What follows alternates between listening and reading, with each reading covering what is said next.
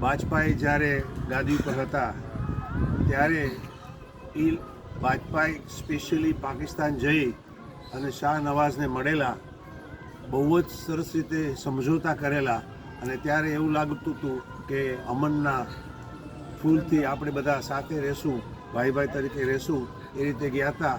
અને સમજોતા એક્સપ્રેસ એ વખતે ચાલુ કરી હતી વાજપેયી. એ સમજોતા એક્સપ્રેસના બંધ થઈ ગઈ. અત્યારે પાટા હજી પણ છે ત્યાં, તમે જ્યારે વાઘા બોર્ડર પર જાઓ ત્યારે. ત્યાર પછી that was in the month of May 99. ત્યાર પછી 3 જ મહિનામાં, એટલે કે જુલાઈ ઓગસ્ટમાં જ એ વખતે મુશરફ હતા, એના પહેલાં હતા પેલા પ્રધાન આર્મીના ચીફ હતા, એટલે એણે કંઈક પહેલી રમત રમી અને કારગિલ પ્રદેશ કે જે લડાખની અંદર આવેલો છે, લડાખનું પાટનગર લેહ, અને એમાં કારગિલ નામનું એક વિલેજ છે, એમાં એક ટાઈગર હિલ છે. એ એવો પ્રદેશ છે કે જ્યાંથી એપ્રોચ થવું કરવું બહુ અઘરું છે. ત્યાં ફેન્સિંગ એ વખતે કંઈ હતું ને, આજે પણ કંઈ ફેન્સિંગ બાંધી શકાય એવું છે નહીં. ત્યાં એ બધી ચળવળ ચાલતી, અને ઘેટા બરકા ચરાવવાવાળા હોય એ લોકોએ આ માહિતી આપી હતી આપણને કે આવી રીતે બધું થાય છે. ખરેખર આપણા સૈનિકો જતા હતા અને પાછા નહોતા આવતા, એટલે લોકોને એમ થતું કે ભાઈ ક્યાંક ગુમ થઈ ગયા હશે પહાડોમાં, ક્યાંક બરફમાં થીજી ગયા હશે. પણ અલ્ટિમેટલી ખબર પડી ત્યાર પછી એ કારગિલનું યુદ્ધ જાહેર થયું. 83 દિવસ સુધી યુદ્ધ ચાલ્યું ત્યાં કારગિલમાં. ખાસ કરીને કારગિલમાં નહીં પણ દ્રાસ નામનું એક ગામ છે, દ્રાક્ષ નહીં પણ દ્રાસ, એ ગામમાં આ યુદ્ધ થયું હતું. અને 83 દિવસ પછી એક્ઝેક્ટલી 14 જુલાઈએ આ યુદ્ધમાં વિજય તરીકે જાહેર કરવામાં આવ્યું હતું. એ વખતે સમગ્ર પ્રોગ્રામને ઓપરેશન વિજય નામ આપવામાં આવ્યું હતું. અને ખાસ કરીને નેવીના માણસોએ જે કામ કર્યું હતું, એ નેવી તો ત્યાં કંઈ જરૂરત નહોતી, એને ઓપરેશન તલવાર નામ આપવામાં આવ્યું હતું, ઓપરેશન તલવાર.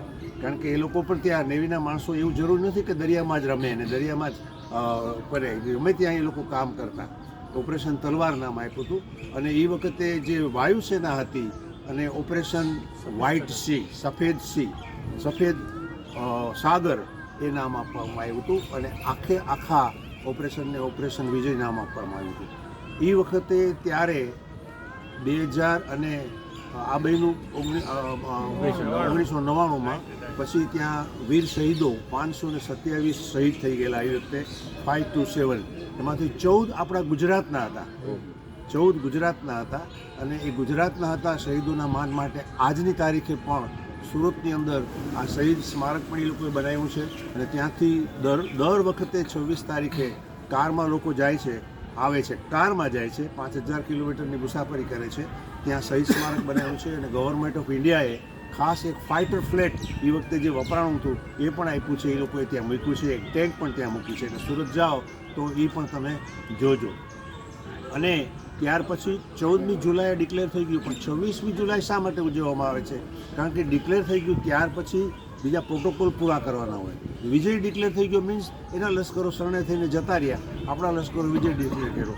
પણ જે પહેલાં કાગળનું કામ કરવાનું હોય, જે કંઈ તમે હાયરા છે, આ છે, તે છે, બાઉન્ડ્રીનું જે કામ કરવાનું હોય, એ 12 દિવસ ચાલ્યું. અને ત્યાર પછી એક્ઝેક્ટલી ઓન 26 જુલાઈ આપણે વિજય દિવસ જાહેર કરવાનું નક્કી થયું. આજના દિવસે ઘણા બધા શહેરોની અંદર આ દિવસ ઉજવવામાં આવે છે.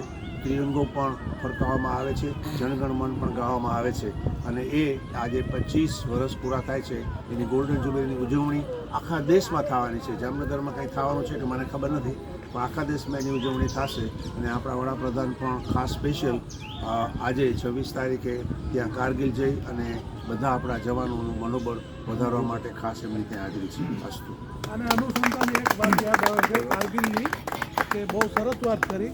પણ આ વખતે કારગિલમાં જ્યારે પાકિસ્તાન સાવ હારવાની અણી ઉપર બધું એમ થયું કે હવે તો બોલવું, એટલે એને આખી તૈયારી કરી હતી. અને અમેરિકાના પ્રેસિડેન્ટ